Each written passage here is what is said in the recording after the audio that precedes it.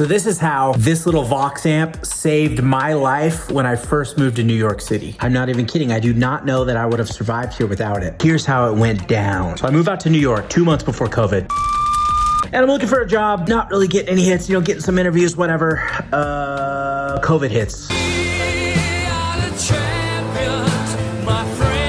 But I'm a stubborn guy. When I told my friends I was gonna move to New York, they were like, dude, you're not gonna last 3 months out there, you'll be back. And I was like, well, you're stupid, and I'm gonna go there, and I'm gonna make it, bro. So anyway, I pack up all my music gear and I ship it to New York City, and that included this little Vox AC15 amp, but the UPS people, they broke it in transit.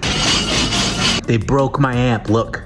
But the damage was purely cosmetic. And so they were like, okay, we're gonna reimburse you for the full value of this amplifier. But they kept giving me the runaround. They kept making me wanna go through steps and steps and steps and steps. We're talking dozens of emails here, okay?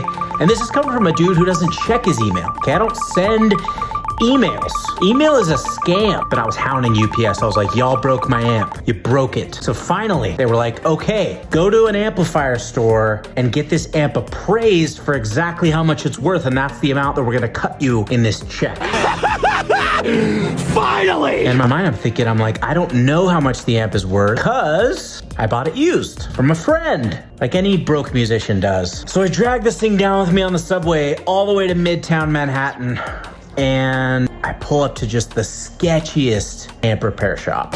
Whoa, whoa, whoa! You wanna buy a sundial? And I hobble in with my amp. I'm like, hey guys, I need this amp appraised. How much is this amp worth? And the guy working, he must have just seen the desperation in my eyes. Because keep in mind, my bank account is about to hit 0. I'm running out of money and I'm sleeping on a floor. This guy looks at me, he's like smoking a cigarette. He's like, what happened to your amp? And I was like, UPS broke it, dude. And he starts smoking more furiously. He's like, you know what?